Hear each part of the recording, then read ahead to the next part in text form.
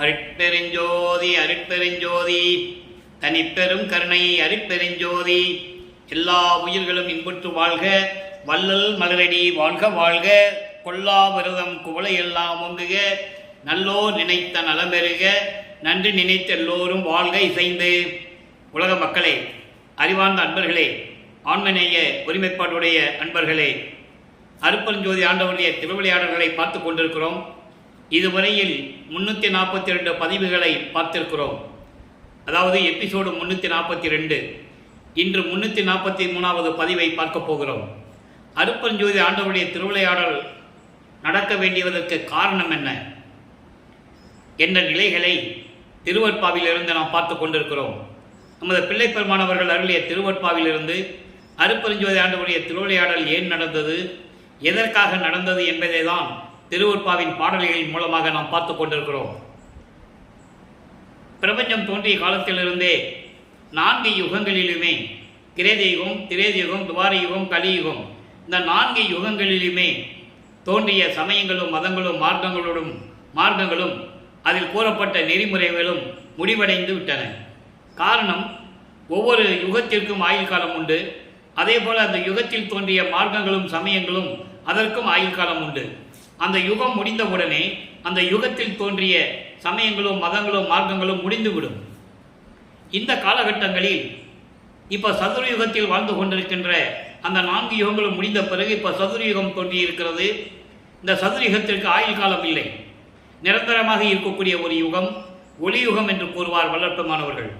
அப்போ இந்த யுகத்தில் வாழ்ந்து கொண்டிருக்கின்ற மக்களுக்காக ஒரு ஆன்மீக மார்க்க வேண்டும் என்பதற்காக சுத்த சன்மார்க்கத்தை உருவாக்கி அதை தன் மகன் கையில் கொடுத்து உலக மக்களுக்கெல்லாம் தெரிவித்து, உலக மக்களை எல்லாம் சுத்த சன்மார்க்கத்தில் இணைத்து, உலக மக்கள் எல்லாம் சமரசமாக வாழ வேண்டும், வேற்றுமணிகள் இல்லாமல், முரண்பாடுகள் இல்லாமல் சமரசமாக வாழ வேண்டும், இன்புற்று வாழ வேண்டும் என்பதற்காகவே தன் அருளால் பெற்றெடுத்த ஒரு ஆண்மகனை செல்வப்பிள்ளை என்று பெயரிட்டு வளர்த்து கொண்டிருக்கிறார்.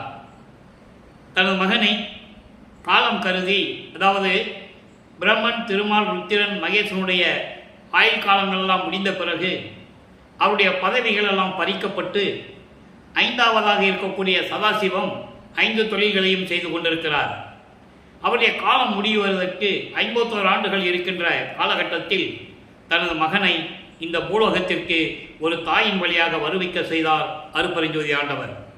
அப்படி நமது பிள்ளை பெருமானவர்களை வருவிக்க விட்ட இடம் சிதம்பரம் அருகிலே மருதூர் என்ற கிராமத்திலே ராமைய பிள்ளை சின்னையம்மையவர் என்பவருடைய இல்லற வாழ்க்கையில் 5வது மகனாக, இந்த மகன் என்ற உறவு உலகியலுக்காக அப்படி அவருடைய மகனாக வருவிக்க விட்டார். அவர்களுக்கு ஏற்கனவே பிறந்த குழந்தைகள் 4 பேர் உண்டு. 2 ஆண் பிள்ளைகள், 2 பெண் பிள்ளைகள். அவர்கள் பிறந்தவர்கள்.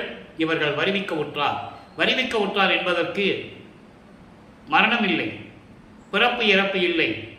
ஒவ்வொரு யுகத்திலேயும் இருக்கக்கூடியவர் இறைவனுடைய காரியங்களுக்காக, இறைவன் என்ன நினைத்தாரோ அந்த செயலை முடிப்பதற்காக வருவிக்க விட்டவர்.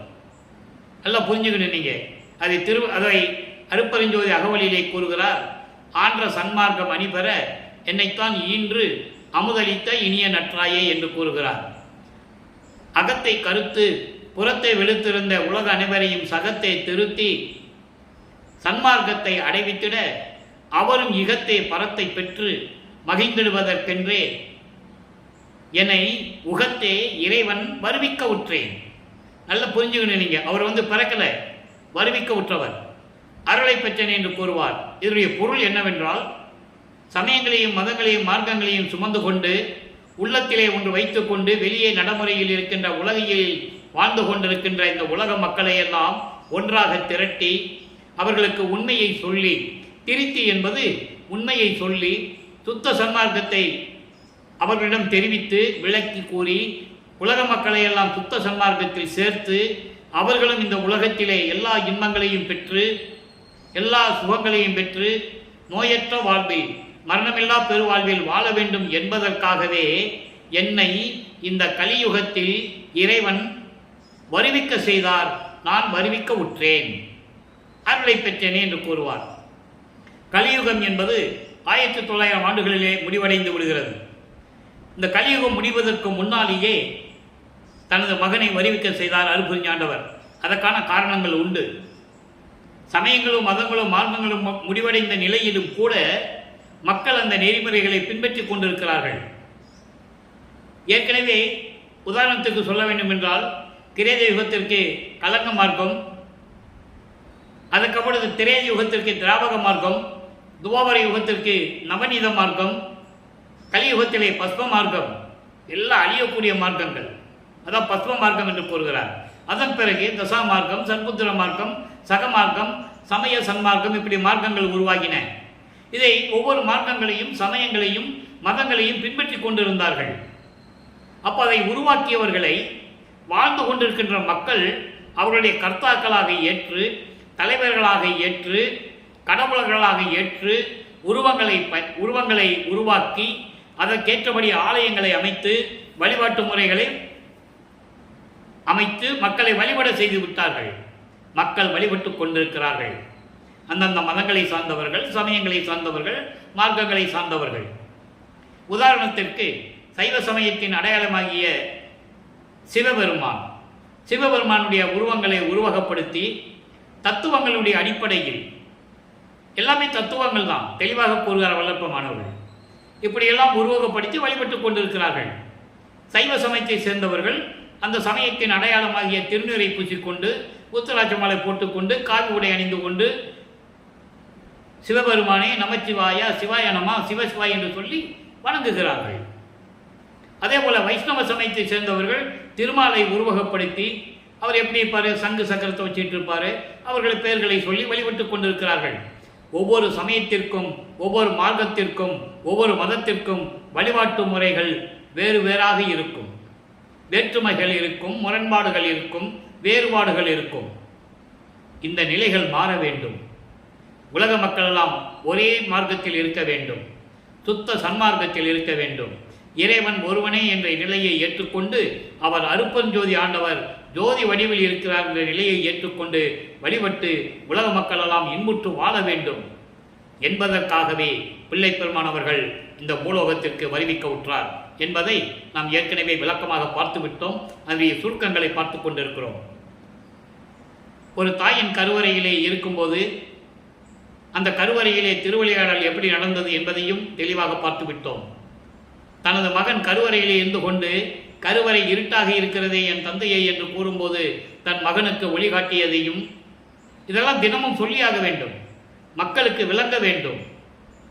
ஒரு எபிசோடு சொன்னோம்னா அதனுடைய சுருக்கத்தை சொல்ல வேண்டும்.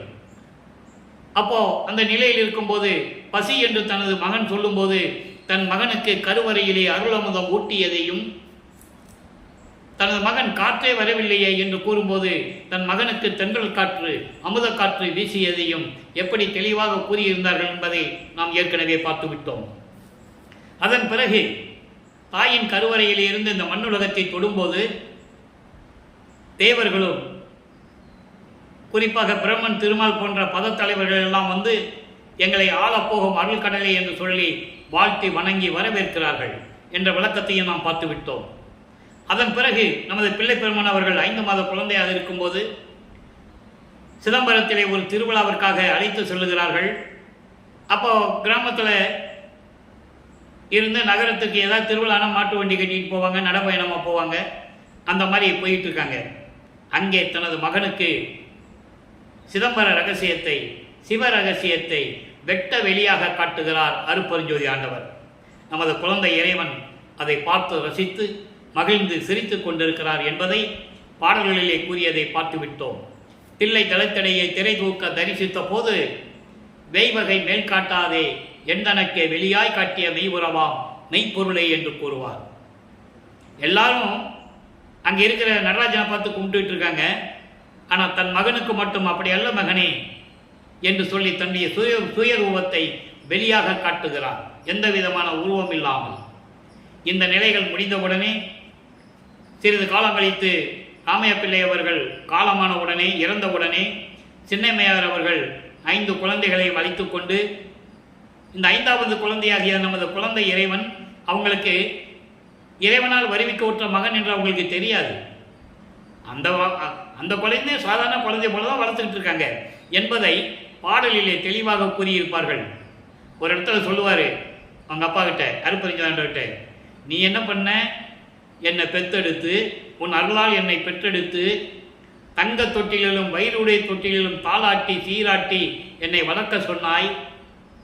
ஆனால் பூலோகத்திலே ஒரு செவிலித்தாயிடத்தை ஒப்படைத்து விட்டீர்கள். அவளோ கிழிந்த துணியிலே தொட்டில் கட்டி என்னை தாளாட்டினாள். அப்படியெல்லாம் சொல்லுவார். ரொம்ப அருமையாக இருக்கும் அந்த பாடல்கள் எல்லாம். அதிலிருந்து நம்ம புரிஞ்சுக்கணும், வல்லப்பமானவர்கள் சாதாரண குழந்தை அல்ல, இறைவனால் வருவிக்க உற்ற மகன் என்ற நிலை புரிய வேண்டும். வல்லப்பமானவர்கள் வருவிக்க உற்று 203 ஆண்டுகள் ஆகியும் கூட அவருடைய உண்மையான நிலையை, இறைவனுடைய திருவிளையாடல்களை, திருவருள்வாவில் இருக்கின்ற உண்மைகளையாவது சொல்லியிருக்க வேண்டும். பொதுப்படையாக பேசினார்களே தவிர உண்மைகளை யாரும் பேசவில்லை என்பதுதான் வேதனையான விஷயம் என்றே இங்கே நான் குறிப்பிட கடமைப்பட்டிருக்கிறேன். அப்போ இந்த நிலையில் இருக்கும்போது அந்த அம்மா குழந்தைகளெல்லாம் அழைச்சிக்கிட்டு சின்ன காவனம் போகிறாங்க. அது பொன்னேரி பக்கத்தில் ஒரு சின்ன கிராமம். அந்த கிராமத்தில் தான் அந்த அம்மா பிறந்த ஊர். அங்கே சில காரணங்களால் இருக்க முடியவில்லை. சென்னையிலே வந்து குடியேறுகிறார்கள். அவர்கள் குடியேறிய பகுதி ஏழுகணர் பகுதியில் இருக்கின்ற வீரசுவாமி தெருவில் ஒரு வீட்டில் இருக்கிறாங்க. நமது குழந்தை இறைவன் வளர்ந்து கொண்டிருக்கிறார், அவரை பள்ளியில் சேர்க்க வேண்டும். பள்ளியிலே கொண்டு போய் சேர்க்கிறார்கள். பள்ளியிலே படிக்க முடியாது என்று சொல்லி வெளியே வந்து விடுகிறார். அவர் வரவில்லை. இறைவனுடைய திருவிளையாடல் அங்கு நடக்கிறது என்பதை பாடல்களிலே பின்னாளில் கூறுவார். திருப்பள்ளி எழுச்சியிலே 7வது பாடலிலே 5வது வரியிலே கூறுவார், அவர் ஏன் பள்ளிக்கூடத்தில் போய் படிக்கலேன்னு. இறைவன் நினைக்கிறாரு, தனது மகன் இந்த உலகியலிலே சந்தை படிப்பை எந்த ஒரு ஆசிரியரிடமும் போய் கல்வி கற்கக்கூடாது. 2வதாக தனது மகன் யாரையும் குருவாக ஏற்றுக்கொள்ளக்கூடாது. 3வதாக தனது மகனை சமயங்களிலும் மதங்களிலும் மார்க்கங்களில் சொல்லப்பட்ட நெறிமுறைகளை பின்பற்ற செய்து சைவ சமயத்தின் அடையாளமாகிய சிவபெருமானை வழிபட்டு சைவ சமயத்தின் குறியீடாகிய திருநூரை பூசிக்கொண்டு உத்தராட்சமலை போட்டுக்கொண்டு வழிபட வேண்டும். ஆனால் தனது மகன் காவி உடை அணியக்கூடாது என்பதை தெளிவாக உறுதியாக திருவிளையாடல் செய்து கொண்டிருக்கிறார் அருட்பெருஞ்சோதி ஆண்டவர். இந்த நிலை தொடர்ந்து கொண்டிருக்கிறது. பள்ளியில் படிக்க முடியாதுன்னு சொல்லிட்டு வந்துட்டாரு. ஒரு குழந்தை பள்ளியில் படிக்க முடியாதுன்னு சொல்லிட்டு வந்துட்டா அந்த வீட்டில் எவ்வளவு பிரச்சனைகள் இருக்கணும் நமக்கு தெரியும். அதே நிலை நமது குழந்தை இறைவனுக்கு நடந்து கொண்டிருக்கிறது. மனம் கலங்கி கொண்டிருக்கிறார். ஏன் இந்த உலகில் பிறந்தோம் என்ற நிலையில் அவர் மனம் வேதனைப்படுகிறது. அப்போ ஒரு தனிமையான ஒரு இடத்தை தேடுகிறார். அந்த மாதிரி கிடைத்த இடம்தான் கந்தகோட்டம் என்ற ஒரு முருகன் கோயில். சென்னைக்குள்ளேயே இருக்குது. இப்போ அதை பாய்க்கடைன்னு சொல்லுவாங்க, பாரிஸ் கார்னர்னு சொல்லுவாங்க, பூக்கடைன்னு சொல்லுவாங்க. அந்த கோயிலில் போய் தங்கிக்கிறாரு. யாரும் எந்திரிக்க முன்னால் போய் எந்திரிச்சு போயிடுவார். எல்லாம் தூங்கின பிறகு தான் வருவார். இந்த நிலையில் இருக்கும்போது அங்கே இருக்கிறவங்கள கேட்பாங்கள்ல, என்ன ராமலிங்கன்னு கேட்பாங்கள்ல. இந்த ராமலிங்கம் என்ற பெயர் சொன்ன உடனே ஒரு சின்ன சுருக்கத்தை சொல்ல, விளக்கத்தை சொல்ல கடமைப்பட்டிருக்கிறேன். ராமையா பிள்ளைக்கும் சின்னையம்மையார் அவர்களுக்கும் குலதெய்வம் மருதூர் பக்கத்தில் பின்னலூர் என்ற ஒரு கிராமம். அங்கே தான் இவரை கூட்டு போய் இது குழந்தையாக இருக்கும்போது ராமலிங்கன்னு பேர் வச்சு மொட்டை போட்டு சைவ சமயத்தில் என்னென்ன சடங்கு சம்பிரதாயங்கள் இருக்குதோ அதெல்லாம் செய்கிறாங்க. மொட்டை போட்டு காது குத்தி கடுக்காம போட்டு எல்லாம் செஞ்சிட்டாங்க. எல்லாம் செஞ்சாச்சு. அதுக்கப்புறம் அந்த சமயக்கலையை நீக்கி வரும்போது அந்த கடுக்கான கழுத்தினது யார், திருடும் இடத்துல போய்ங்கிறது அருட்பெருஞ்சோதி ஆண்டவர் என்ற நிலையும் நம்ம பார்த்தாச்சு. அப்போ இந்த நிலையில் இருக்கும்போது பிள்ளைப்பெருமானவர்கள் 8 ஆண்டுகள் வரைக்கும் இந்த நிலையில் இருந்து கொண்டிருக்கிறார். அருட்பெருஞ்சோதி ஆண்டவர் 1/1/1823 ஆண்டு தொடங்கிய திருவிளையாடல்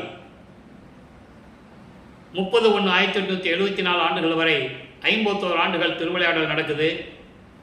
அந்த 51 ஆண்டுகளையும் 8 ஆண்டுகளாக பிரித்து தனது மகனுக்கு எப்படியெல்லாம் அருளை கொடுத்து கொண்டிருக்கிறார். அந்த காலகட்டங்களில் நமது பிள்ளைப்பெருமானவர்கள் அவருடைய நிலை என்ன என்பதையெல்லாம் நாம் பார்த்து கொண்டிருக்கிறோம்.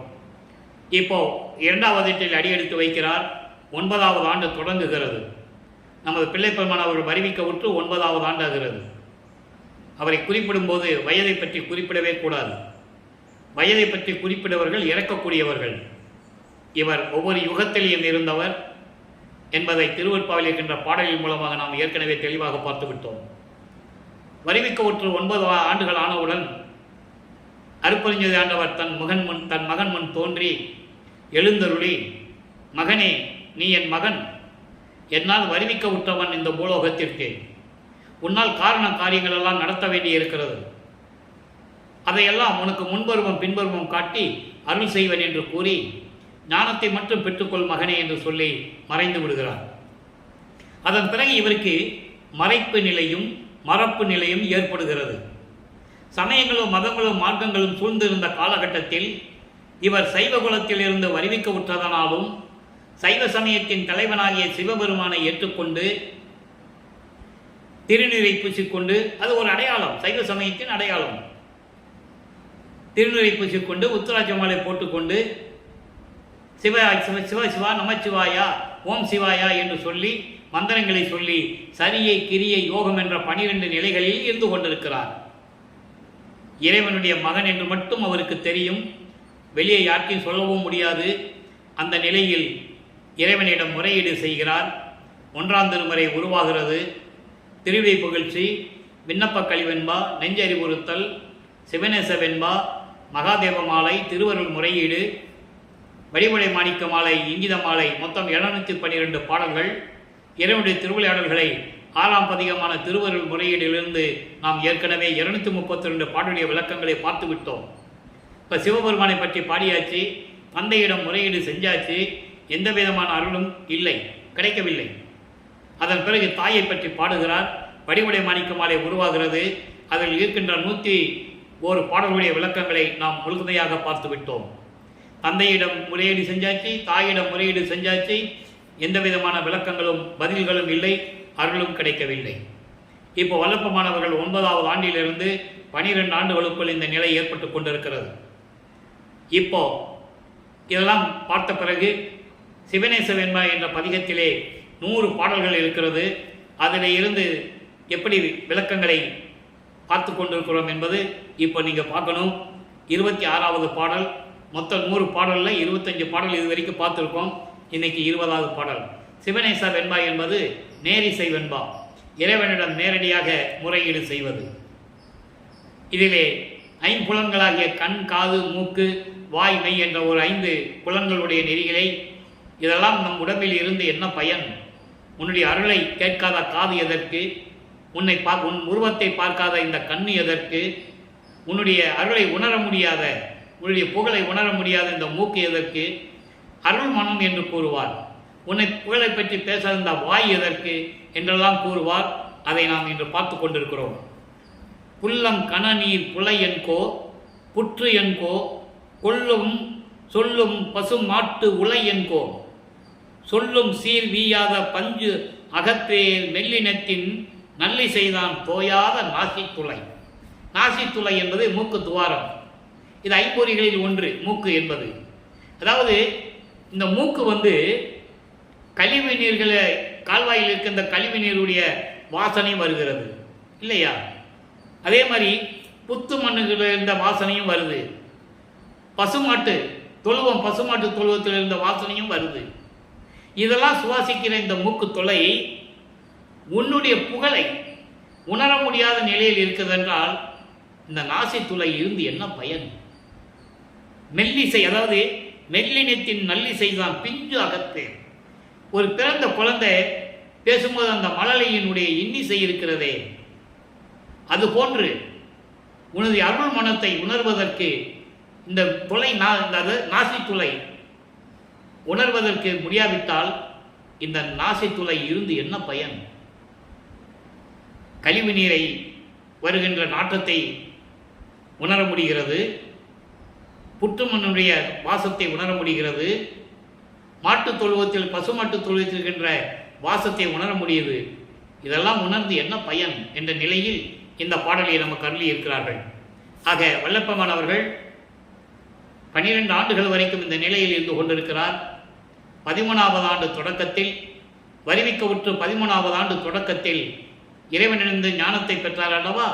ஞானத்தை பெற்ற பிறகு முதலாக அவர்கள் குடியிருந்த ஏழுகணர் பகுதியிலிருந்து, இப்போ அதுக்கு பெயர் வள்ளலார் நகர் என்று பெயர், அங்கிருந்து திருவொற்றியூருக்கு தியாகராஜ பெருமானை வழிபடுவதற்காக கால் வலிக்க அந்த இளம் பருவத்தில் நமது குழந்தை இறைவன் பிள்ளை பெருமான் அவர்கள் நடந்து செல்லுகிறார். மனம் அங்கே போக சொல்லுகிறது. காரணம், இறைவன் அவருடைய மனதை தூண்டி விடுகிறார். மகனை பக்குவப்படுத்த வேண்டும். எல்லாம் அந்த உலக மக்கள்லாம் பார்க்கணும், அவர் எப்படி சைவைகளையும் சமயங்களையும் மார்க்கங்களையும் பின்பற்றினார் என்பதை இந்த மக்கள் அறிய வேண்டும். இவர் வாயால் சொல்ல வேண்டும். அதன் பிறகு இவர் வாயால் அதெல்லாம் பொய் என்று சொல்ல வேண்டும். அதன் பிறகு சுத்த சன்மார்க்கத்தை கொடுக்க வேண்டும். இந்த நிலையில் இறைவனுடைய திருவிளையாடல் நடந்து கொண்டிருக்கிறது. காரணம், சமயங்களுக்கும் மதங்களுக்கும் மார்க்கங்களுக்கும் எப்படி தனித்தனியான வழிகள் நெறிமுறைகள் இருக்கிறதோ அதுபோல சுத்த சன்மார்க்கத்திற்கு நெறிமுறைகள் உண்டு. அந்த நெறிமுறைகளை உலக மக்களுக்கு சொல்ல வேண்டும் என்றால் இதற்கு முன்னால் இருந்த நெறிமுறைகள் பயனற்றவை, அவைகள்லாம் முடிந்து விட்டது, அழிந்து விட்டது, ஒளிந்து விட்டது என்று சொல்ல வேண்டும். அந்த நிலையில்தான் இறைவனுடைய திருவிளையாடல் நடந்து கொண்டிருக்கிறது என்பதை நீங்கள் புரிந்து கொள்ள வேண்டும். இப்போ திருவொற்றியூருக்கு போறாரு. அங்கே தியாகராஜ பெருமானை பற்றி பாடுகிறார், முறையீடு செய்கிறார், விண்ணப்பம் வைக்கிறார். 2ஆம் திருமறை உருவாகிறது. மொத்தம் 113 பதியங்கள், 1207 பாடல்கள். இதுவரை 32 பதியங்களுடைய விளக்கங்களை நாம் நேரடியாக பாடலின் மூலமாக பார்த்து விட்டோம். அதனுடைய ஒரு சுருக்கம். இப்போ அங்கே போய் பாடுவார், எந்த விதமான பலனும் இல்லை, அருளையும் பெற முடியவில்லை. அப்போ அவர் மனசு எப்படி இருக்குன்றதை நீங்கள் கொஞ்சம் சிந்திச்சு பார்க்கணும். அப்போ என்ன நினைக்கிறாருன்னா, சரி திருவொற்றியூரில் தான் ஒன்றும் பண்ணலை, முடியல, திருமலை வாயிலுக்கு போவோம். அங்கே சிவபெருமான் மாசிலாமணி என்ற பெயரில் இருக்கிறார், அவரிடம் போய் முறையிட்டு ஏதாவது அருளை பெற முடியுமோ என்ற ஒரு ஏக்கத்தில், ஒரு பரிதவிப்பில் அங்கே கால் வலிக்க நடந்து செல்லுகிறார். அங்கேயும் போய் மாசிலாமணி உருகி உருகி பாடுவார். எந்த விதமான பலனும் இல்லை. அங்கேயும் கேட்பார், என்னை ஒரு தாயின் வழியாக வருவிக்க செய்துவிட்டு உனது மகன் என்று எனக்கு அறிவித்துவிட்டு இப்படி கால் வலிக்க என்னை நடக்க செய்கிறாயே, அப்படி கால் வலிக்க நடந்து வந்த மகனை, என்ன மகனே கால் வலிக்கிறதா, எப்படி இருக்கிறாய் என்று ஒரு வார்த்தை கூட கேட்காமல் இருக்கிறையே, நீ என்ன ஊமையா என்று கூட கேட்பார். அந்த பாலுடைய விளக்கங்கள்லாம் மனதை உருக்கும். கண்களிலிருந்து அப்படியே நீர் வரும், கண்ணீர் வரும். அவ்வளவு அருமையான விளக்கமான பாடல்களெல்லாம் உண்டு. அப்போ அதன் பிறகு அங்கேயும் எந்த விதமான அருளை பெற முடியவில்லை என்பதால் திருவள்ளித்தாயம் என்ற இடத்துக்கு செல்லுவார். ஏன்னா மகனை அப்படியே அலைய வைக்கிறார், பக்குவப்படணும், எல்லாரும் பார்க்கணும், அது இறைவனுடைய நிலை. அப்போ அந்த நிலையை போய் அங்கேயும் போய் பாடுவார். எந்த விதமான பதிலும் இல்லை. அங்கேயும் கேட்பார், என்ன அந்த பூலோகத்துக்கு வருகை செஞ்சுட்டு நீ வாட்டுக்கு இப்படி இருக்கிற, பெற்ற மகனை தெருவில் விட்டு விட்டான் என்ற பழிச்சொல் உன்னை வந்து சேருமே, இதெல்லாம் தேவையா உனக்கு? நான் அதை நினச்சி தான் பயப்படுறேன், வருத்தப்படுறேன், விரைவில் வந்து எனக்கு அருளை கொடுன்னுலாம் கேட்பார். எந்த விதமான பதிலும் இல்லை.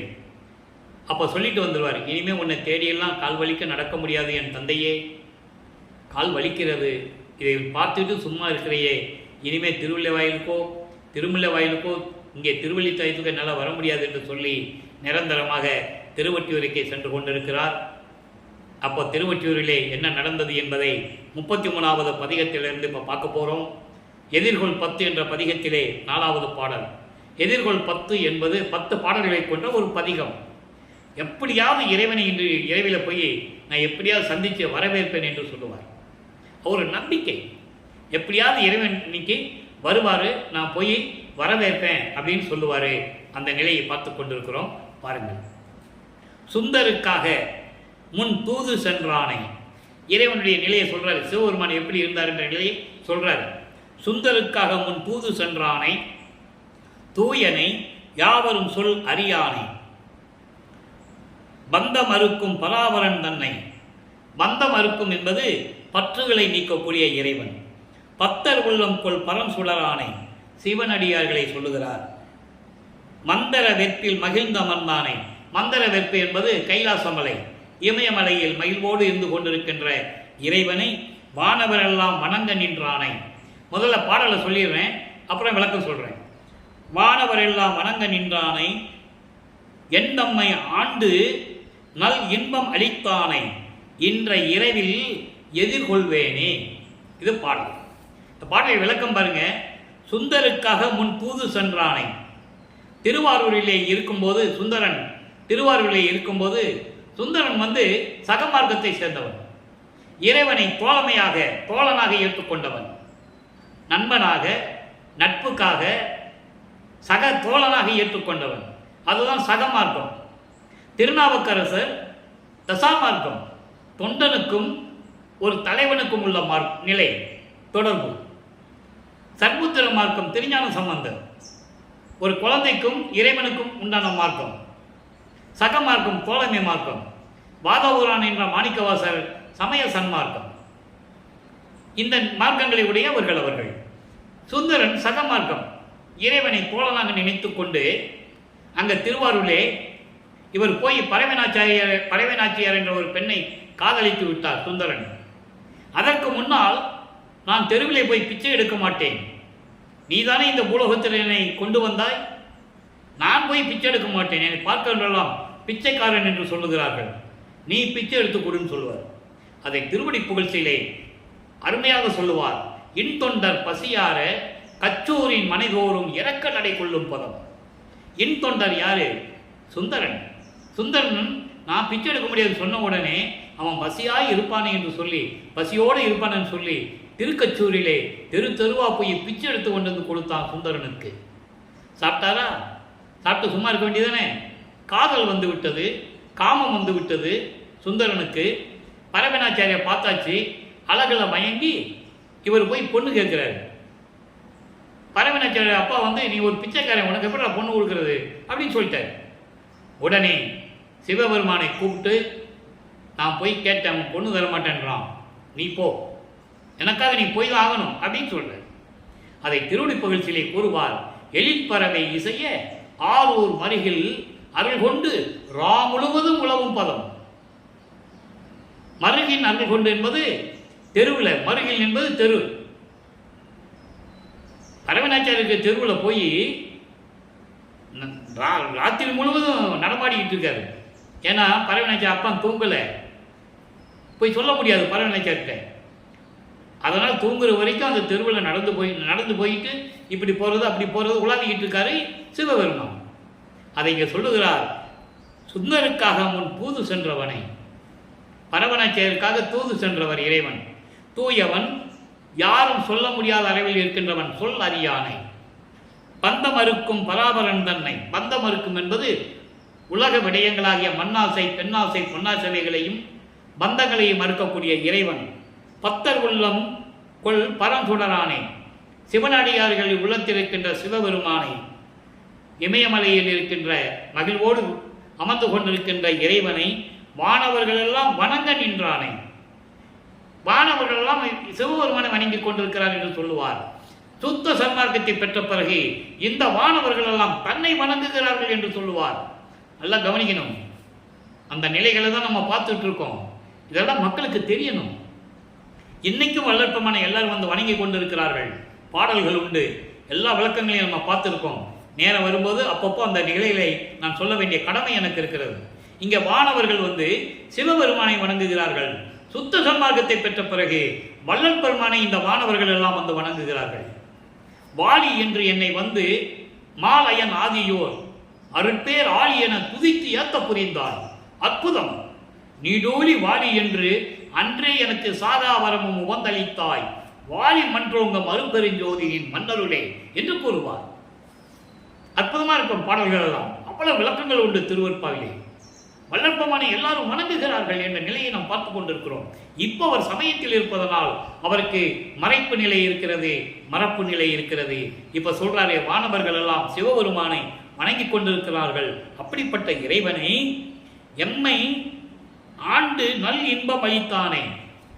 8 ஆண்டுகள் வரையிலும் ஒரு தாயின் கருவறையிலே இருந்து 8 ஆண்டுகள் வரையிலும் இருந்து, அதாவது 10 மாதங்கள் இருந்து வருவிக்க உற்று 8 ஆண்டுகள் வரையிலும் நான் பட்ட துன்பங்களை எல்லாம் நீக்கி 9வது ஆண்டில் என்னை ஆட்கொண்டாயே, அப்படி எனக்கு நல்ல இன்பம் அளித்த இறைவனே.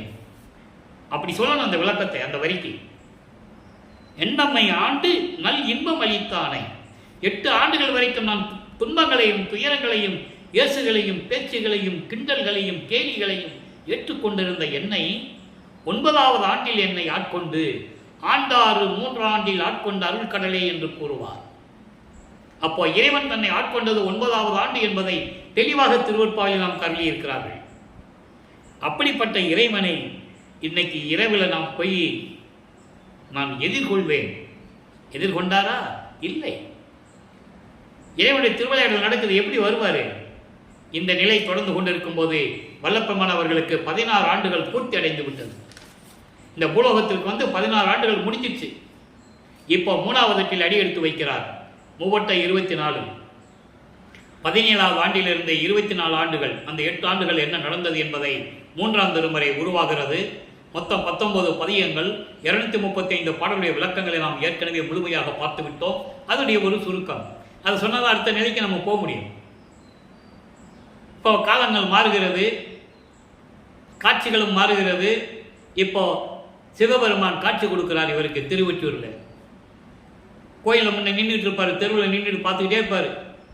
இப்போ தான் காட்சி கொடுக்குறாரு. காட்சி கொடுப்பாரு, மறைஞ்சிருவார், பேசுறது இல்லை. அப்போ இவருக்கு ஒரு உறுதி வந்துடுச்சு, எப்படியும் இறைவன் அருளை பெற்றதான்னு சொல்லி ஒரு உறுதி வந்துடுச்சு. ஆனால் எந்த விதமான நிலையும் மறுபடியும் முன்னேற்றம் இல்லை. அப்போ நாரையும் கிளிகளையும் தூது அனுப்புகிறார். நாரையும் கிளியும் நாட்டூரும் தூதும் என்ற பதிகத்திலே இருக்கின்ற 10 பாடலுடைய விளக்கங்களை நாம் ஏற்கனவே பார்த்து விட்டோம். அதெல்லாம் பலனில்லை. ஒரு குறைத்து பெண்ணிடம் போய் குறி கேட்பாரு, ஜோதிட நாடல் என்ற பதிகத்திலே போய் ஜோசியம் பார்ப்பாரு, எந்த விதமான பலனும் இல்லை. கடைசியாக 19வது பதிகத்திலே நாம் ஏற்கனவே எல்லா பதிகத்தில் பாடல விளக்கங்களை பார்த்துட்டோம். இவரை பார்த்து சிவபெருமான் எப்படி தெருவழியாக ஓடுகிறார் என்பதையும், இவர் பின்னால் ஓடிய ஓட்டத்தை பிடிக்க முடியவில்லை என்பதை முழுமையாக பார்த்து விட்டோம். அங்கே இருக்கிறவங்க பார்த்து கேட்பாங்க, இதெல்லாம் கலியுகத்தில் நடக்கிற காரியமானு சொல்லுவாங்க. அப்போ 1847ஆம் ஆண்டு நடக்குது. கலியுகம் 1900 தான் முடியுது. அப்போ இந்த நிலைகள் எல்லாம் இருக்கும்போது அவர் எப்படி பதில் சொன்னார் என்ற விளக்கங்களை எல்லாம் பார்த்து விட்டோம். இப்போ 4வது எட்டில் அடியெடுத்து வைக்கிறார். 4வது எட்டு என்பது 4 32, 25வது ஆண்டிலிருந்து 32 ஆண்டுகளுக்குள் என்ன நடந்தது. இப்போ ஒவ்வொரு 8 வருஷத்துலையும் என்ன நடந்தது என்பதை நம்ம பார்த்துக்கிட்டு இருக்கோம். இப்போ 4வது எட்டில் என்ன நடந்தது என்பதை ஏற்கனவே முழுமையாக 4ஆம் திருமுறையிலிருந்து 8 பதிகத்தில் இருக்கின்ற 197 பாடலுடைய விளக்கங்களை முழுமையாக பார்த்து விட்டோம். அதனுடைய ஒரு சுருக்கம். இப்போ என்ன பண்ணுவார், இவ்வளவு தூரம் இருந்து கூட அருளை பெற முடியவில்லை என்று சிந்திக்கும் போது இப்போ அவருக்கு ஞானம் போய் மெஞ்ஞானம் கிடைச்சிடும். அப்போ மெஞ்ஞானம் கிடைச்ச உடனே இவருடைய நிலை அவருக்கு முழுசாக தெரிஞ்சிடும். அருட்பெருஞ்சோதி ஆண்டவர் தான் அவருடைய தந்தை என்று தெரிஞ்சிடும், உண்மையான இறைவன் என்றும் தெரிஞ்சிடும். இப்போ சுத்த சன்மார்க்கம் இருக்கிறது தெரியும். அப்போ இந்த நிலைகளெல்லாம் விட வேண்டும். அதற்கு ஒரு திருவிளையாடல் பாக்கி இருக்கிறது. தனக்கோடி அம்மையாளுக்கு தாலி கட்டி மனைவி என்ற ஒரு அந்தஸ்தை தர வேண்டும். இது ஏற்கனவே நெறிநீக்கப்பட்டது. எல்லாமே ஸ்கெட்சு போட்டு தான் பூலோகத்துக்கு வராங்க. அதனால தான் அந்த அம்மா அந்த அம்மையார் இவர் வறுமிக்க உற்ற குடும்பத்தில் உறவுக்கார பெண்ணாக பிறந்தார். அவர் பிறந்தவர் என்பது இந்த பூலோகத்தில் அந்த அம்மா ஆயுள் காலம் இருக்கிற வரைக்கும் இருந்து இறந்து சமாதியாகி தான் போகணும். அப்போ இந்த பிறவியிலே அவர் அந்த அம்மாவுடைய வினைகள் எல்லாம் தீர்க்கணும். இது ஏற்கனவே நிர்ணயிக்கப்பட்டது என்பதை பாடல்களில் ஏற்கனவே சொல்லிட்டாரு. அந்த பாடலை விளக்கத்தை நம்ம பார்த்துட்டோம். தினமும் சொன்னால் நமக்கு நேரம் பத்தாது, அதனால சுருக்கமாக சொல்கிறேன். அப்போ ஏன்னா உண்மை உங்களுக்கு தெரியணும். ஏதோ கதை சொல்கிறாரு, கற்பனையாக சொல்கிறாருன்னு நீங்கள் நினைச்சிடக்கூடாது. எல்லா உண்மைகளும் திருவருட்பாவிலே இருக்கு. அப்போ இந்த நிலையில் இருக்கும்போது கல்யாணம் பண்ண சொல்கிறாங்க, நீங்கள் அக்கா பொண்ணை கல்யாணம் பண்ணணும் அப்படி சொல்லும்போது எனக்கு கல்யாணத்தில் விருப்பம் இல்லை, எனக்கு வேண்டான்னு சொல்லுவார். ஏன் வேண்டான்னு சொன்னாருன்னு அதுக்கும் விளக்கம் இருக்குது. அவருடைய தந்தை அருட்பெருஞ்சாண்டவர் சம்மதம் கொடுக்கணும், அப்போ தான் இவர் தாலி கட்ட முடியும். அப்போ அங்கே இருக்கிறவங்க சொல்லுவாங்க, இவர் ராமலிங்கம் டெய்லி அங்கே திருவொற்றியூரில் ஒரு சாமியார்கிட்ட பேசிகிட்டு இருக்கிறாரு, அந்த சாமியார் சொன்னால் என்ன வேணாலும் கேட்பார் இவர், நீங்கள் அந்த சாமியார்கிட்ட போய் கேளுங்க. இவரை கூப்பிட்டு போய், அது யார்? அருட்பெருஞ்சாண்டவர் போவார், அவர் சம்மதம் கொடுப்பார், இவர் சந்தோஷமாக சரின்னு சொல்லுவார். திருமண ஏற்பாடுகள் நடக்குது. அதற்கு முன்னால் திருமண ஏற்பாடுகள் நடக்குது. அங்கே எல்லா உறவுக்காரர்கள் இருப்பாங்கல்ல, அப்போ அவங்க எல்லாம் உட்கார்ந்துருக்காங்க. பிரம்மன், திருமால், ருத்திரன் போன்ற வானவர்கள், தேவர்கள், ரிஷிகள், முனிவர்கள், சத்தர்கள், சக்திகள் பூரா அங்கே உட்கார்ந்துருக்காங்க. மனிதர்கள் கண்களுக்கு தெரியாது. அது பாட்டில் இருக்கு, அந்த விளக்கத்தை நம்ம பார்த்துட்டோம். அதனால சுருக்கத்தை சொல்கிறேன். இவர் அப்படியே கண்கள் தேடுது. அருப்பறிஞாண்டவரும் சிவகாமி வள்ளியும் ஏதாவது மனித ரூபத்தில் ஏதாவது வந்து உட்கார்ந்துருப்பாங்களான்னு இவர்கள் கண்கள் தேடுது அவர்களை. இல்லை, நேரம் கடந்து விட்டது, தாலி கட்டியாச்சு. அந்த அம்மாவுக்கு மோட்ச வீட்டை காட்டி சஞ்சீதம், பிராரத்தம், அகாமியம் போன்ற கர்ம வினைகளை எல்லாம் நீக்கி விமோசனத்தை கொடுத்துட்டாரு. அந்த அம்மாவுக்கும் தெரியும், அந்த அம்மா உணர்றாங்க. இவர் கைப்பட்டு தாலி கட்டும் போது அந்த அம்மாவுக்கு அந்த உணர்வு ஏற்படுகிறது. அதன் பிறகு மறைப்பு நிலையும் மறப்பு நிலையும் அந்த அம்மாவுக்கு ஏற்படுகிறது. அந்த அம்மாவுக்கு தெரிஞ்சு போச்சு இவர் யாருன்னு. அதனால அமைதியாக இருக்கிறாங்க. வீட்டை விட்டு கிளம்புவது கூட அமைதியாக இருக்கிறாங்க. வெளியே சொல்ல முடியாது. தெய்வ ரகசியங்களை, கடவுளுடைய ரகசியத்தை வெளியே சொல்ல முடியாது. அப்போ இந்த நிலைகள் இருக்கும்போது இவர் என்ன பண்ணாரு? அந்த பற்றை நீக்கணும். சமயங்களையும் மதங்களையும் மார்க்கங்களையும் விடணும். சைவ சமயத்தின் அடையாளம் திருநீர் பூசுவதை நிப்பாட்டணும். உத்திராட்ச மாலை போடுறதை நிப்பாட்டணும். சரியக்கிரிய யோகம் 12 நிலைகளையும் விடணும். எல்லாம் விட்டாச்சு. இப்போ என்ன பண்ணாரு? வெள்ளாடை போட்டு முக்காடு போட்டு கதவை சாத்தி தாப்பா போட்டார். இனிமே எங்கேயும் போகிறதில்ல, அவனை இறைவன் வரட்டும்னு சொல்லி உள்ள உட்காந்துட்டார். அப்போ இவர் மனசு சஞ்சலப்படுது.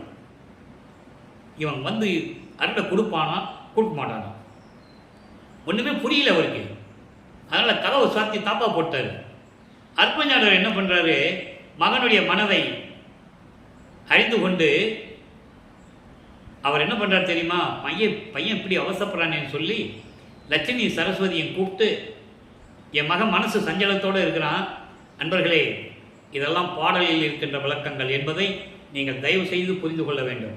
கற்பனை அல்ல, கதை அல்ல. பாருங்கள், பதிவுகளை பாருங்கள், அப்போ தான் உங்களுக்கு விளங்கும். லட்சுமி சரஸ்வதியை கூப்பிட்டு, எனது மகன் மனசு சஞ்சலத்தோடு இருக்கிறான், அவநம்பிக்கையோடு இருந்து கொண்டு இருக்கிறான், கதவை சாத்திக்கிட்டு, நீங்கள் அவங்ககிட்ட போய் பூலோகத்துக்கு போய் அவனை வணங்கி அண்டர்லைன் வணங்கி அவன் முன் பாடி ஆடி அவன் மனதில் இருக்கின்ற சஞ்சலத்தை போக்குங்கள் என்று சொல்லுவார். அருமையான பாடல் உண்டு. இருநிதிய திருமகளில் இருவரும் என்னை வணங்கி இசைந்து வித்து வந்த நம்மப்பா என்று இசைவித்து மகிழ்வோடு என் முன் பாடி ஆடி பெற்றி அழைத்தனை இப்பேதையன் தனக்கு பெருநிதி வாய்த்திட என் முன் ஆடி பாடி பெற்றி அளித்தனை இப்பேதையனுக்கே. யார் சொன்னது இது மக்கள்கிட்ட? இல்லை, யாரும் சொல்லலை. சொன்னதானே வல்லப்பமனுடைய பெருமை தெரியும். வல்லப்பமான இறைவனுடைய மகன் என்று தெரியும். உலகியலுக்காக சொல்லப்பட்ட கதை வேறு. இவர் வருவிக்க உற்றவர், இறைவனுடைய திருவிளையாடலை சொல்லணும். அப்போ இவர் மனம் சாந்தமடைகிறது. அங்கதான் சொல்லுவார். அப்போ இவருக்கு விஞ்ஞானம் கிடைக்குது. ஏனாதான் எனினும் யான் அம்மையின் நின் அடியேன் என அறிந்தேன், இதய மலர்ந்தேனே. அதுக்கப்புறம் இவருக்கு எல்லா நினைவுகள் வருது. விண்ணுலகத்தில் எப்படி இருந்தார், அங்கே என்ன நடந்து கொண்டு இருந்தது, ஒவ்வொரு யுகத்திலையும் எப்படி இருந்தார் என்பதை தெளிவாக கூறுகிறார். அப்போ இந்த நிலை முடிந்த பிறகு இறைவன் மகனுக்கு அருளை கொடுக்க வேண்டும். முதல்ல ஏமசக்தியை கொடுக்கணும் அவனுக்கு. நினைச்சுக்கிட்டே வராரு. ஏன்னா ஏமசக்தி என்பது பொன் செய்கின்ற வித்தை மட்டும் அல்ல, அதில் நிறைய பிரிவுகள் உண்டு. பொதுவாக ஏமசக்தி என்பது பொன் செய்கின்ற வித்தை என்றுதான் சொல்லுவார்கள். அதுவும் ஒரு அருள், அதில் அடக்கம் உண்டு. அண்டங்களை கடந்து பறந்து செல்லுவது, ஒரு நொடி பொழுதில் நினைத்த இடத்தில் இருப்பது, ஒரு நொடி பொழுதில் எத்தனை உருவங்களோடும் அத்தனை இடங்களில் இருப்பது, நினைத்த மாத்திரத்தில். அப்போ இந்த நிலை மகனுக்கு கொடுக்க வேண்டும். மரணமில்லா பெருவாழ்வை கொடுக்க வேண்டும். அது ஏற்கனவே கொடுத்தவர் தான். ஆனால் அது சமயங்களிலிருந்து வெளியே வரும்போது அதை சொல்லணும் மகன்கிட்ட. அப்போ வருகிறார். தனது தந்தை இந்த பூலோகத்தில் கால் வலிக்க தெருவழியாக எப்படி நடந்து வந்து தான் கூட்டிய வீட்டு கதவை எப்படி திறந்தார், வீட்டுக்குள்ளே வராமல் ஒரு காலை உள்ளே வச்சு வீட்டுக்குள்ளே வச்சு ஒரு காலை வெளியே வச்சு எப்படி அருளை கொடுத்தார். 100 பாடல்களுடைய விளக்கங்களை தெளிவாக பார்த்து விட்டோம். அதனுடைய சுருக்கத்தை சொல்ல வேண்டிய கடமை இருக்கிறது. சொன்னால் தான் அடுத்த ஸ்டெப்புக்கு போக முடியும். அப்போது எம்எஸ்சி வர்றாரு. மாமகனை என் கதவை திறக்கிறாரு. மாமகனை என்று கூப்பிடுறாரு. நீங்கள் உள்ளே வாங்க தந்தையன்னு கூப்பிடுறாரு. ஏன்னா இவர் நினச்சிட்டு இருந்தார் தெரியுமா, அந்த பாடலுடைய விளக்கத்தெல்லாம் நம்ம பார்த்துட்டோம். இவர் என்ன நினைச்சிட்டு இருக்காரு, உள்ள கூப்பிட்டு வச்சு பூட்டிக்கணும், விடக்கூடாது வெளியே அப்படின்னு இவர் நினைக்கிறாரு. அவர் என்ன நினைக்கிறாரு, 32 ஆண்டுகள் தான் ஆயிருக்கு, 51 ஆண்டுகள் நீ 19 வருஷம் பாக்கி இருக்கு, உள்ள போனோம்னா அவன் பூட்டிக்குவான், நம்ம வெளியே வர முடியாது, இந்த 19 வருஷம் திருவிளையாடல் வீணா போயிடும். அதனால அவருக்கு தெரியல, அதனால அப்படி கூப்பிட்டு அருளை கொடுக்கிறாரு. எல்லாரையும் கொடுத்து விட்டார். மகனே, இனிமேல் உனக்கு திருநீறு தேவையில்லை, உத்திராட்ச மாலை தேவையில்லை, இந்த சமயங்களில் மதங்களில் மார்களில் கூறப்பட்ட சங்கற்பங்க வேறுப்பங்கள் உனக்கு தேவையில்லை, எல்லா அருளையும் பெற்றுக்கொள் என்று சொல்லி எல்லா அருளையும் கொடுத்த பாடல்களை, அந்தந்த அருளை எப்படி கொடுத்தார் என்பதை ஒவ்வொரு பாடலின் மூலமாக நாம் பார்த்து விட்டோம். எல்லாம் வாங்கியாச்சு. இப்போ 33வது ஆண்டு தொடங்குது. 5வது எட்டிலே என்ன நடந்தது, 33வது ஆண்டிலிருந்து 40 ஆண்டுகளுக்குள் என்ன நடந்தது என்பதை பாடலின் மூலமாக தெளிவாக பார்த்து விட்டோம். அதனுடைய சுருக்கம், பறந்து போகணும் இல்லை, சுத்த சன்மார்க்கம் வாங்கணும், சாகா கல்வி அங்கே தான் போய் கற்றுக்கணும். அங்கே சத்தியஞான சபை இருக்கு, அங்கே இருக்கிற சத்தியஞான சபையை தான் மக்களுக்காக இங்கே உருவாக்குனது. அந்த விளக்கத்தை நம்ம பின்னால் பார்ப்போம். இப்போ வளர்ப்பு மாணவர்கள் 48 ஆண்டுகள் வரைக்கும் வருவிக்க விட்டு 48 ஆண்டுகள் வரைக்கும் எப்படி இருந்தால் என்ன நடந்தது என்பதை நம்ம பார்த்துக்கிட்டு இருக்கோம், லைவாக பார்த்துக்கிட்டு இருக்கோம். அப்போ இந்த நிலையில் தத்துவங்களை கடந்து, அந்தங்களை கடந்து, சரியை கிரிய யோகம் என்ற அந்த 12 நிலைகளையும் கடந்து, வெளிகளையும் கடந்து, வெளிகள் என்பது உங்களுக்கு தெரியும், அந்தங்கள் என்பது கலாந்தம், போதாந்தம், சித்தாந்தம், யோகாந்தம், நாதாந்தம், இப்படி 6 அந்தங்கள் உண்டு.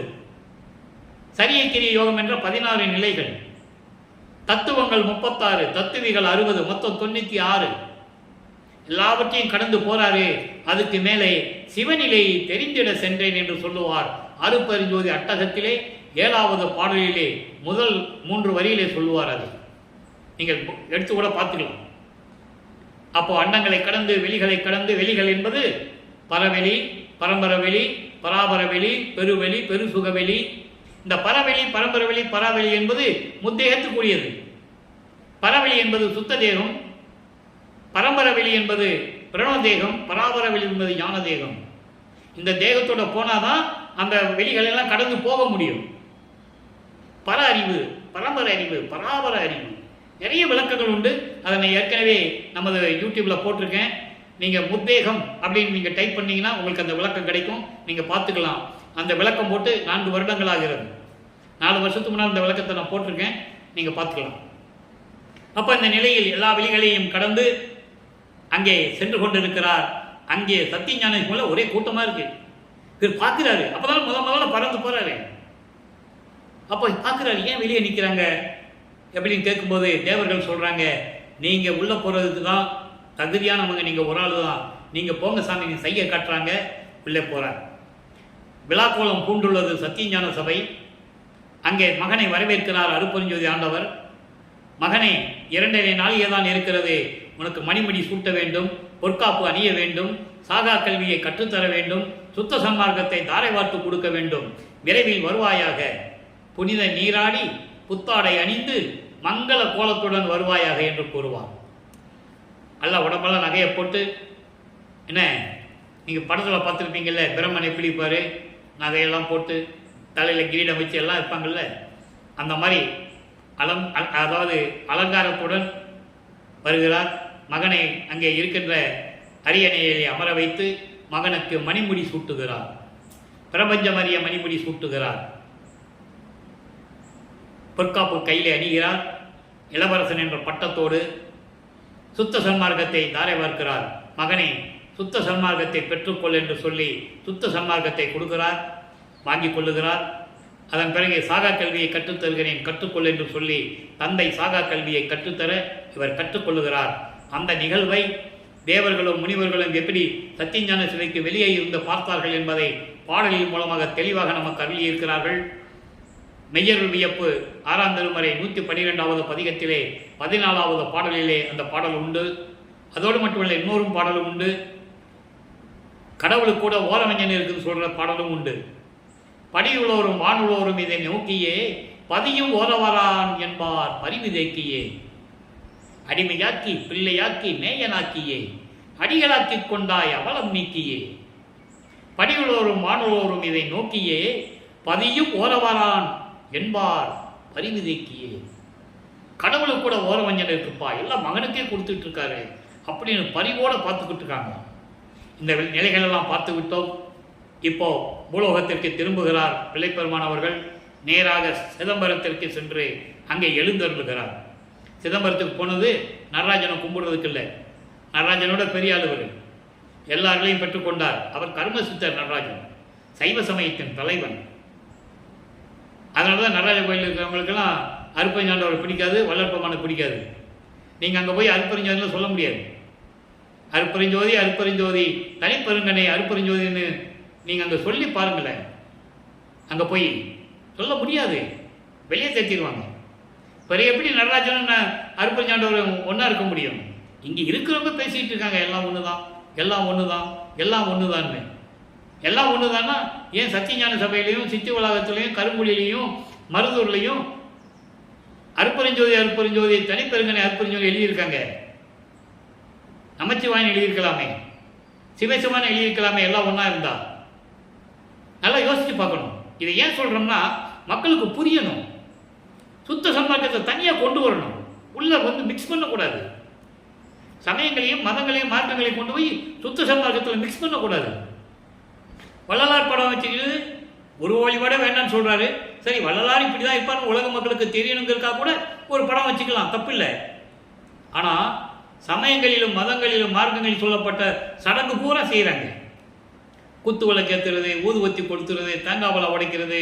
அதை விட ஒரு கொடுமையான விஷயம், வல்லப்பெருமான் படத்துக்கு முன்னால் இலையை போட்டு வாழை இலையை போட்டு படையல் வைக்கிறது. பாருங்க, தாங்க முடியலைங்க. இதையும் அழுகுது, கண்டிலிருந்து ரத்தம் வந்துடும் போலுக்கு. அதெல்லாம் பார்க்கும்போது அதெல்லாம் செய்யக்கூடாது. உங்களுக்கு வல்லப்பெருமான்கள் பக்தி இருந்தால் அதெல்லாம் செய்யாதீங்க. சமய வழிபாடுகள் அதெல்லாம் உறுதியாக சொல்ல முடியும் என்னால். ஏன்னால் இதை சொல்லுவதற்காக தான் இறைவன் என்னை ஆட்கொண்டு உங்களோட பேச வைத்திருக்கிறார். விளக்கங்கள் உண்டு, நாம் என் மனசில் இருக்கிறத நான் சொல்ல முடியாது. அது அவங்களுடைய சுதந்திரம். சமயங்களிலும் மதங்களிலும் மார்க்கங்கள் இருப்பது அவங்களுடைய சுதந்திரம். ஆனால் சுத்த சன்மார்க்கம் என்று வரும்போது சுத்த சன்மார்க்க நெறிகளை தான் பின்பற்ற வேண்டும். சாலை வழியாக சபைக்கு செல்லவும். சாலை என்பது தர்மசாலை என்பது பசிக்காற்றுவது. இந்த சாலை என்பது சுத்த சன்மார்க்க நெறியோடு தான் நீ சத்தியஞான சபைக்கு போகணும். இந்த விளக்கங்கள்லாம் உண்டு, மக்கள்கிட்ட சொல்லணும். ஏற்றுக்கொள்வதும் ஏற்றுக்கொள்ளாததும் அவர்களுடைய சுதந்திரம், அது அவர்களுடைய உரிமை. அதே நேரத்தில் சுத்த சன்மார்க்க நெறிகளை சொல்லுவது நமது கடமை. அந்த அடிப்படையில் தான் இந்த வள்ளலார் ஊழியன் இந்த நெறிமுறைகளை எல்லாம் உங்களிடம் சொல்லிக் கொண்டிருக்கிறேன். ஆக அங்கே போனார் சிதம்பரத்துக்கு. ஏன் போனார்னா, அந்த வீட்டுக்காரர் கருமொழி வீட்டுக்காரர் வெங்கட்ராம ரெட்டியாரும் அங்கே பரசுராமன் பேசிகிட்டு இருக்கிறாங்க. பரசுராமன் என்பவர் இவர் வருவிக்க விட்ட குடும்பத்தில் பிறந்தவர். சொன்னாங்களே 4 குழந்தைங்க பிறந்திருக்காங்கன்னு. அதில் 2 ஆண்கள் 2 பெண்கள், அதில் ஒரு ஆள் பரசுராமன். அப்போ தம்பியை பார்த்த உடனே இவர் என் தம்பி தான் அறிமுகப்படுத்தணும், அப்படிதான் இந்த திருவிளையாடல் நடக்கணும். அறிமுகப்படுத்துறாரு. அவர் கூட்டு வந்து கருங்குழியிலே உட்கார வைக்கிறாரு. 9 ஆண்டுகள் கருங்குழியிலே உறைவிடமாக கொண்டுள்ளார். நம்மளை எல்லாம் படைத்து காத்து கொண்டிருக்கின்ற இறைவனாகிய அருப்பெருஞ்சோதி ஆண்டவராகிய வல்லற்பெருமானவர்கள் எல்லாரையும் பெற்றவர். அங்கேதான் தந்தையும் மகனும் உரையாடியது. எப்படியெல்லாம் அருளை கொடுத்தார் என்பதை நாம் தெளிவாக பார்த்து விட்டோம். தான் இருந்த இடத்திற்கு தண்ணீரால் விலக்கரித்த இல்லம் என்ற ஒரு பெயரை ஏற்படுத்திவிட்டு அவர் தர்மசாலைகளே வந்து அமர்கிறார். காரணம், ஜீவகாருண்ய ஒழுக்கத்தை உலக மக்களுக்கு சொல்ல வேண்டும். ஜீவகாருண்ய ஒழுக்கத்தை சொல்ல வேண்டும் என்றால் பசியை போக்க வேண்டும். ஒரே நாளிலே 23/5/1867 தர்மசாலையை நிறுவி அன்றைய அணைய அடுப்பை மூட்டி பசியோடு வருகின்றவர்களுக்கு பசியை போக்கிக் கொண்டிருக்கிறார் நம்மளை காத்து கொண்டிருக்கின்ற அருப்பெருஞ்சோதி ஆண்டவராகிய வல்லப்பெருமானவர்கள். இப்போ இந்த நிலைகள் எல்லாம் தொடர்ந்த பிறகு 1863ஆம் ஆண்டு நீதிமன்றத்திலே வழக்கு தொடரப்பட்டது. அந்த வழக்கையும் வெற்றிகரமாக வாங்கி கொண்டு தர்மசாலையிலே வந்து அமர்கிறார்கள். உத்திரஞான சிதம்பரம் மாலை எப்படி உருவானது எல்லாம் பார்த்துட்டோம். நடராஜபதி மாலை, சர்க்குருமணி மாலை எப்படியெல்லாம் சொல்கிறாங்க எல்லாம் விளக்கங்களை பார்த்துட்டோம். அதுக்கப்புறம் சங்கராச்சாரியர் வந்தது, அவரிடம் உரையாடியது, அற்புதங்களை நிகழ்த்தியது, சங்கராச்சாரியார் சரணடைந்தது. இந்த நிகழ்வுகளெல்லாம் நம்ம பார்த்துட்டோம்.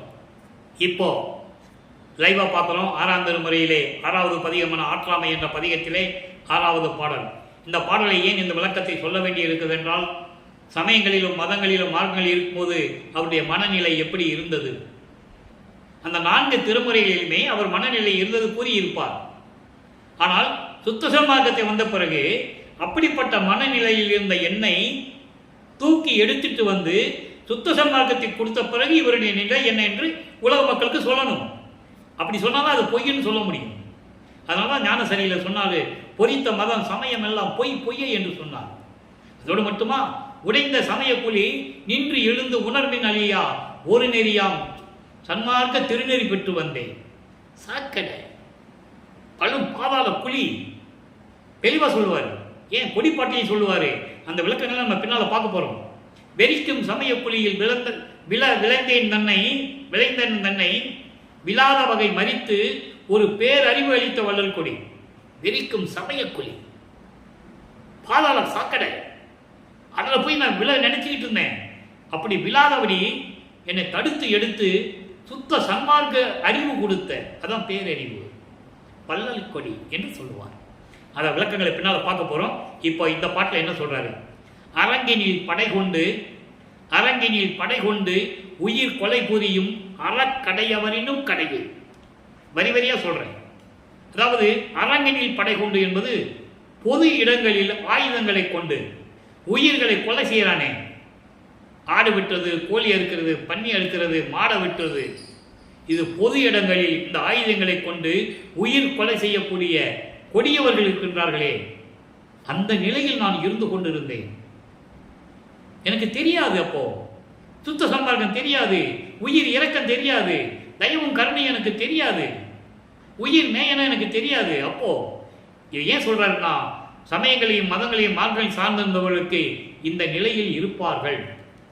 சுத்த சன்மார்க்கத்தில் இருக்கிறவனுக்கு தான் உயிர் நேயம் இருக்கும், உயிர் இரக்கம், பதறுவான், அப்படி கதறுவான், கண்ணீர் விடுவான்.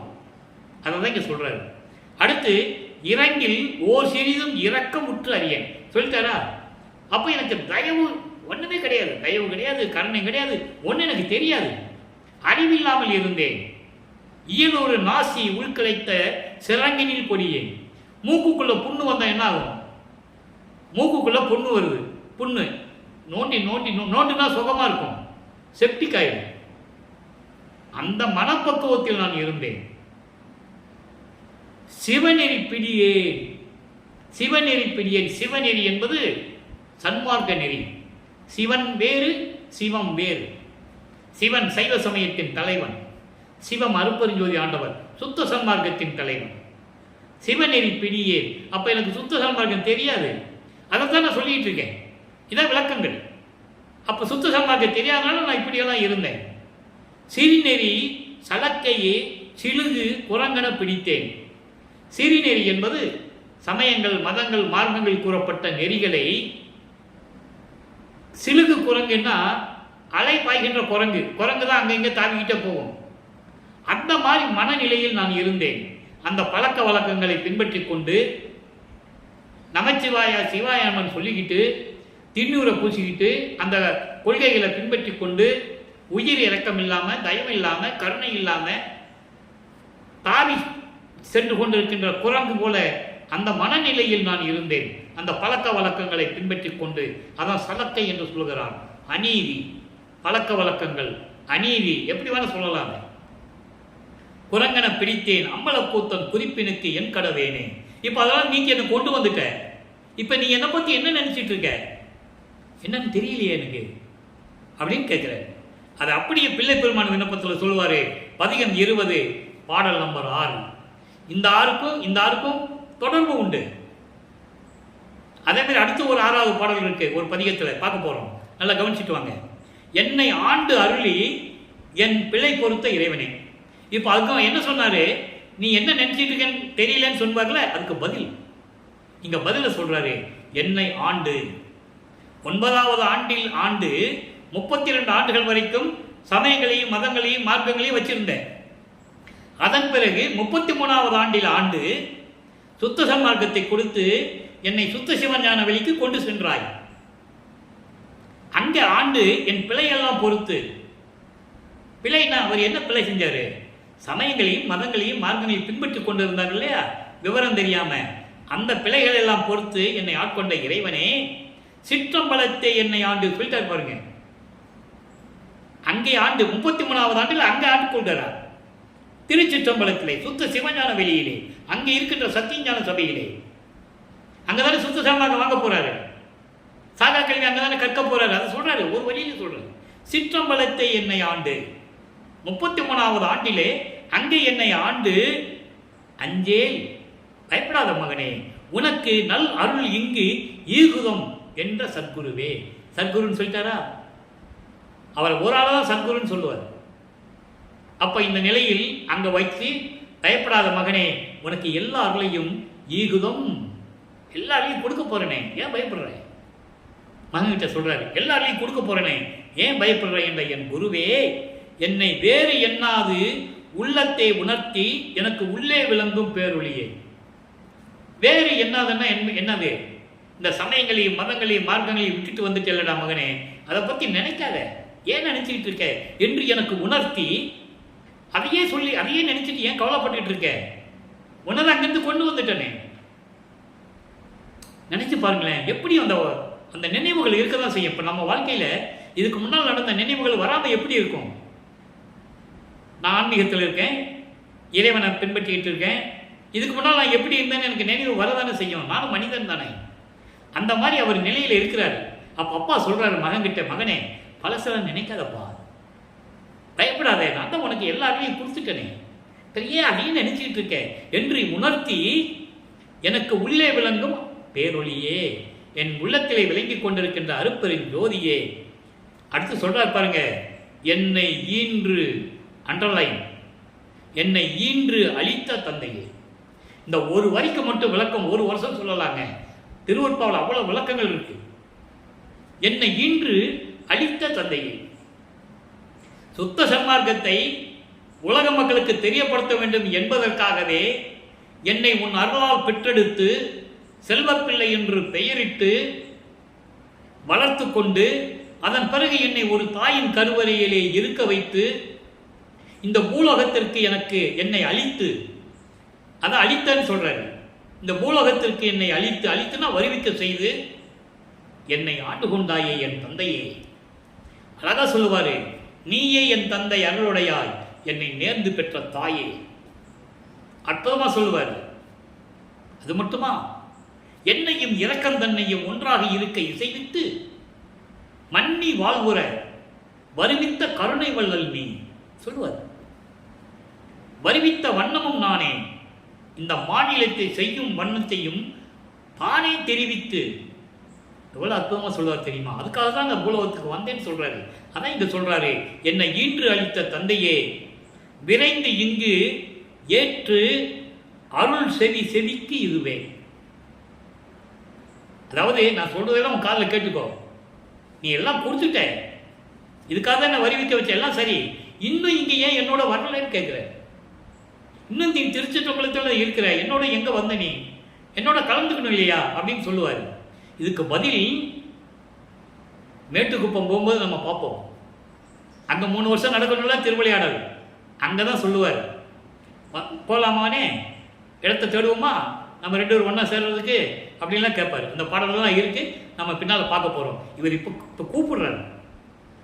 இதெல்லாம் நான் சொல்றதை கேட்டு சீக்கிரம் வா, நம்ம எல்லாம் இனிமேல் தனியா இருக்க முடியாது, நீ மட்டும் எங்க அம்மா சிவகாமி வள்ளியோட சந்தோஷமா இருக்கிறாங்க, உன் மகன் அங்கே பூலோகத்தில் விட்டுட்டு நீ அங்க என்ன பண்ற? பாட்டு இருக்கு, அந்த விளக்கத்தை பார்த்துட்டோம். இப்போ அப்படியெல்லாம் கேட்டாரா? இப்போ பாருங்க, 125வது பாடல் ஆடிய பாதம் என்ற ஒரு பதிகம், அதுல 6வது பாடல் எளிமையா சொல்லுவார் பாருங்க. இப்போ 1ஆம் திருமுறையிலிருந்து 6ஆம் திருமுறை இவ்வளவு விளக்கம் பார்த்தோம்ல, அந்த விளக்கத்தை ஒரே வரியில சொல்லுவார் பாருங்க. தேவர்கள் எல்லாரும் சிந்திக்கும் பாதம், தேவர்கள் எல்லாரும் உன்னுடைய திருவடியை நினைத்துக் கொண்டு வணங்கி கொண்டிருக்கிறார்கள். அப்படிப்பட்ட தெல்லமுதாய் உள்ளம் தித்திக்கும் பாதம், இறைவனுடைய திருவடிகளை கூறுகிறார். அடுத்து பாருங்க, மூவரும் காணா முழு முதல் பாதம். மூவரும் காணா முழு முதல், மூவர்னா யாரு? பிரம்மன், திருமால், ருத்திரன், இவர்கள் பார்க்க முடியாத திருவடிகள். அப்படிப்பட்ட திருவடிகளை கொண்ட இறைவன் அருட்பெருஞ்சோதி சொல்லிட்டு கீழே ஒரு வரி சொல்றார் பாருங்க, முப்பாலுக்கு அப்பால் உழைத்த முதல் பாதம். முதல் பாதம் என்பது முதலாக ஆதியும் அந்தமில்லா தோன்றிய, சுயமாக தோன்றிய இறைவன். சித்தாந்தமும் வேதாந்தமும் கூறுகின்றன, சைவ நூல்கள் கூறுகின்றன ஆதி சிவன் என்று. சுத்த சன்மார்க்கம் கூறுகிறது அருட்பெருஞ்சோதி என்று. அந்த ஆதி சிவனுக்கு சமயங்களும் மதங்களும் மார்க்கங்களும் நெறிகளை பிடிக்கும். சுத்த சன்மார்க்க தலைவனுக்கு அருட்பெருஞ்சோதி ஆண்டவருக்கு அந்த நெறிகளை பிடிக்காது. அதனால்தான் சொன்னார், சமயமும் மதமும் சாதியும் மதமும் சமயமும் பொய்யென ஆதியில் உணர்த்திய அருட்பெருஞ்சோதி, சாதியும் மதமும் சமயமும் காண ஆதி அனாதியாம் அருட்பெருஞ்சோதி. இவ்வளவுதான் வித்தியாசம் நண்பர்களே. இப்போ உங்களுக்கு புரிஞ்சிருக்குன்னு நினைக்கிறேன் அருட்பெருஞ்சோதி ஆண்டவர் யாருன்னு.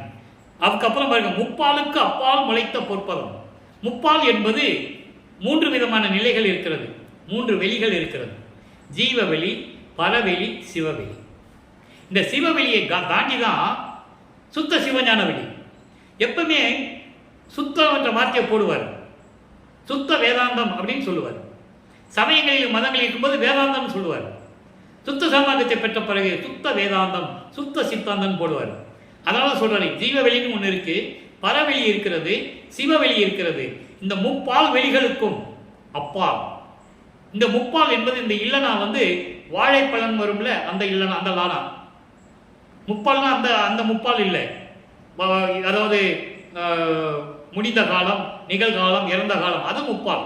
இது முப்பால் என்பது ஜீவவெளி, பரவெளி, சிவவெளி, இதெல்லாம் கடந்த நிலை. இதை சொல்லுவாரு, ஜீவவெளி என்பது மாயைகளும் மயக்கங்களும் உடைய வெளிகளாம். அதை மாயப்பால் என்று சொல்லுவார். மாயப்பால் என்று சொல்லுவார். மாயப்பால் என்பது மாயைகளையும் மயக்கங்களையும் வெளி, அப்படியும் நீங்க பொருள் எடுத்துக்கலாம். சீவவெளி, சீவப்பால் என்பது ஆன்மா நிலை, ஜீவன் என்பது ஆன்மா நிலை, ஆன்மா நிலை என்று சொல்லுவார். ஜீவநிலைக்கு ஜீவவெளி ஆன்மா நிலை. அதுக்கு அடுத்து சொல்வார் பாருங்க, இந்த பால், அதாவது சிவவெளிக்கு வியோமபால். வியோமபால் என்பது பரந்த வெளி. பரந்த வெளி என்பது துரிய நிலையில் இருக்கின்ற வெளி. அதன் பிறகுதான் துரியாதீத வெளி. துரிய வெளிக்கு அப்புறம் துரியாதீத வெளி. அதான் முப்பால் என்று கூறுகிறார். சீவவெளி, பரவெளி, சிவவெளி. இதை மாயவெளி என்றும் சொல்லலாம், ஆன்ம நிலை என்றும் ஆன்மவெளி என்றும் சொல்லலாம். வியோமவெளி, வியோமபால் என்பது அந்த துரிய நிலை, துரிய வெளி. அதற்கு மேல் இந்த 3 நிலைகளையும் கடந்த நிலைதான் துரியாத நிலை, துரியாதீத நிலை. அதான் முப்பாலுக்கு அப்பால் முளைத்த பொற்பதம் என்று கூறுகிறார். எவ்வளவு அற்புதமான விளக்கங்கள் என்று பாருங்கள். இவ்வளவு நிலைகள் நடந்து கொண்டிருக்கிறது. எனவே அன்பர்களே, இன்று பார்த்த இறைவனுடைய திருவிளையாடல் உங்களுக்கு புரிந்திருக்கும் என்று நான் கருதுகிறேன். நாளையும் இறைவனுடைய திருவிளையாடல் தொடரும். நீங்களும் சுத்த சன்மார்க்கத்தில் இணைந்து கொலையும் புலையும் தவிர்த்து சுத்த சைவ நெறியில் இருந்து சைவ உணவுகளையே உண்டு மாமிச உணவுகளை அகற்றி அதையெல்லாம் நீக்கிவிட்டு அருட்பெருஞ்சோதி அருட்பெருஞ்சோதி தனிப்பெருங்கண்ணே அருட்பெருஞ்சோதி என்று தீபத்தினுடைய முன்னாலேயில் நின்று கொண்டு நீங்கள் சொல்லி எல்லா அருள்களையும் இறைவனுடைய செல்வங்களையெல்லாம் பெற்றுக்கொண்டு இந்த வையகத்திலே நீங்கள் வாழ்வாங்கு வாழ வேண்டும் என்று வாழ்த்தி இந்த வள்ளலார் ஊழியன் விடைபெறுகிறேன். நன்றி, வணக்கம். அருட்பெருஞ்சோதி அருட்பெருஞ்சோதி தனிப்பெருங்கருணை அருட்பெருஞ்சோதி. நாளையும் இறைவனுடைய திருவிளையாடல் தொடரும். கண்டு மகிழ்ந்து இறைவனர்களை பெற்றுக்கொள்ளுங்கள்.